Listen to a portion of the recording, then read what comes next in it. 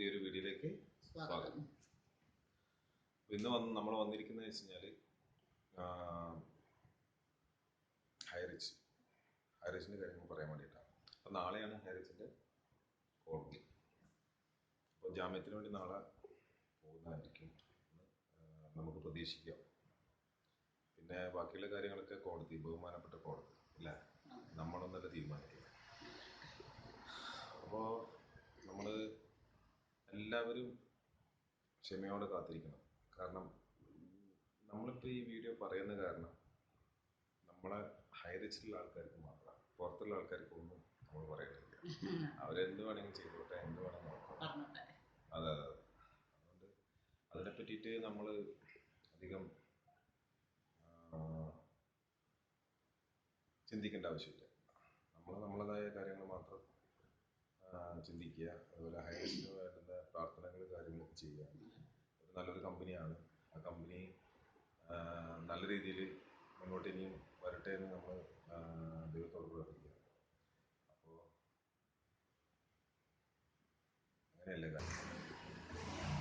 അപ്പോൾ കാര്യങ്ങളൊക്കെ അങ്ങനെയാണ്. അപ്പോൾ ഇനി നാളെ മുതൽ എന്താ പറയണ്ടേ, ഹൈറിച്ചിൻ്റെ പല കാര്യങ്ങളൊക്കെ ഉണ്ടാവും. പിന്നെ നാളെ എന്തായാലും ജാമ്യം കിട്ടട്ടെ എന്ന് നമ്മൾ പ്രാർത്ഥിക്കുന്നു. അവർക്ക് അല്ലേ. എന്നിട്ട് വീണ്ടും നമ്മളെ ഹൈറിച്ച് എന്ന് പറഞ്ഞ കമ്പനി അടിച്ച് പൊളിച്ച് നല്ല സൂപ്പറായിട്ട് മുന്നോട്ട് പോട്ടെ. പിന്നെ നമ്മളിപ്പോൾ കാശ് കിട്ടാതെ ഇരിക്കുന്ന ഒരുപാട് വ്യക്തികളുണ്ട്. അവർക്കൊക്കെ ഒരുപാട് വിഷമങ്ങളുണ്ടാവും. അതൊക്കെ ഒരുപാട് വിഷമമുള്ള കാര്യങ്ങളാണ്. ഇതുവരെ കൃത്യമായി എന്താ പറയണ്ടേ, ഡിസംബറിൽ പൈസ കിട്ടിയിരുന്നു അല്ലേ? ഡിസംബറിൽ പൈസ കിട്ടിയിരുന്നു. അപ്പോൾ ഡിസംബറിലൊക്കെ പൈസ കിട്ടിയതാണ്. അപ്പോൾ ജനുവരിയിൽ ഒരുപാട് കഷ്ടപ്പാട്. ഫെബ്രുവരി 2 മാസം ഇങ്ങനെ നിൽക്കുമ്പം എല്ലാവർക്കും അറിയാം ഒരുപാട് പ്രശ്നങ്ങളാണ്. അതിനകത്ത് തുച്ഛമായ വരുമാനം പോലും കിട്ടിക്കൊണ്ടിരിക്കുന്ന ഒരുപാട് ഫാമിലികളുണ്ട്. അപ്പോൾ അവർക്കൊക്കെ എന്ന് പറഞ്ഞാൽ ഇല്ലേ, ഒരുപാട് വിഷമം ഉണ്ടാവും അല്ലേ. അപ്പോൾ അങ്ങനെയൊക്കെയാണ് കാര്യങ്ങൾ. അപ്പം ആ വിഷമങ്ങൾ നമുക്കെല്ലാവർക്കും അറിയാം. നമ്മളെല്ലാവരും നിങ്ങളെ കൂടെ കൂടുന്നു. കാരണം ആ വേദനയിൽ നമുക്ക് ഒരുപാട് സങ്കടമുണ്ട്, വിഷമമുണ്ട്. അപ്പോൾ നമ്മൾ എത്രയും പെട്ടെന്ന് നമ്മൾ ആ കമ്പനി വന്നിട്ട് പഴയ പോലെ തന്നെ നമുക്ക് എല്ലാവർക്കും പേയ്മെൻറ്റ് കിട്ടുന്ന രീതിയിലും, അതുപോലെ നമ്മളെ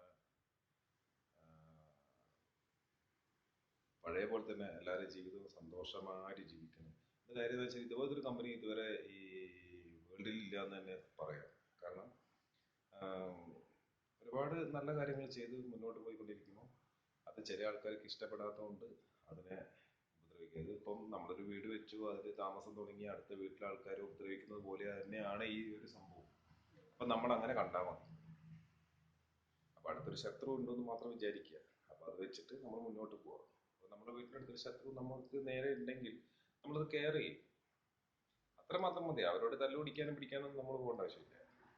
അവരവരെ വഴിയിൽ അവർ ചെയ്തോട്ടെ. സത്യസന്ധമായ കാര്യങ്ങളാണെങ്കിൽ നമ്മൾ 100% വിജയിച്ച് മുന്നോട്ട് വരും. അത് സത്യസന്ധം തന്നെയാണ്. അപ്പോൾ ഗവൺമെൻറ്റിൻ്റെ ഭാഗത്തു നിന്നൊക്കെ എന്ന് പറഞ്ഞാൽ നല്ല രീതിയിലുള്ള പ്രഷറും കാര്യങ്ങളൊക്കെ ഉണ്ട്. അത് ഗവൺമെൻറ്റിൻ്റെ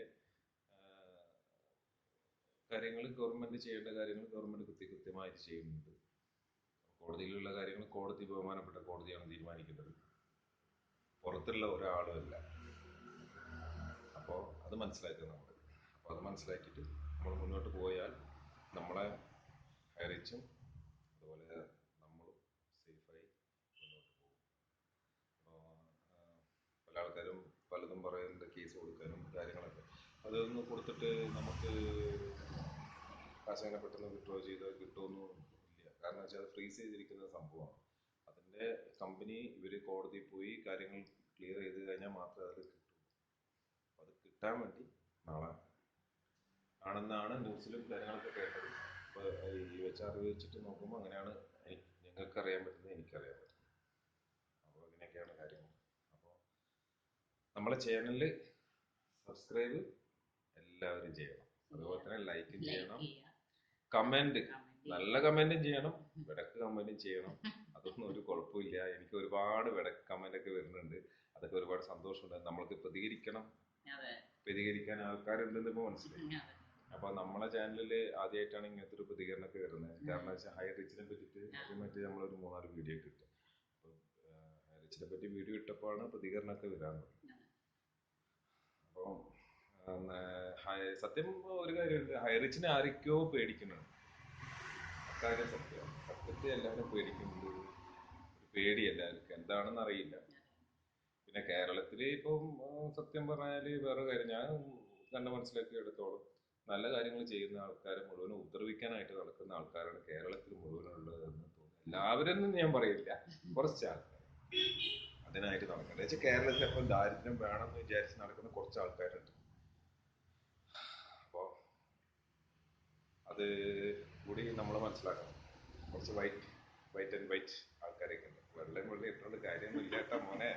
അതുകൊണ്ട് എൻ്റെ സുഹൃത്തുക്കളെ, നിങ്ങൾ നമ്മളെ ചാനലിനെ സപ്പോർട്ട് ചെയ്യണം. അതുപോലെ തന്നെ നമ്മളെ ചാനലിൽ എല്ലാവരും സബ്സ്ക്രൈബ് ചെയ്യണം, അതുപോലെ ലൈക്ക് ചെയ്യണം, പിന്നെ നമ്മുടെ ചാനൽ ഷെയർ ചെയ്യണം. എല്ലാവർക്കും എത്തട്ടെ, എല്ലാവരും കേൾക്കട്ടെ, കാണട്ടെ. നമ്മൾ ഒരുപാട് പിന്നെ നമ്മളെ യൂട്യൂബിലൊക്കെ ഒരുപാട് പിന്നെ നല്ല നല്ല വീഡിയോസൊക്കെ ഉണ്ട്.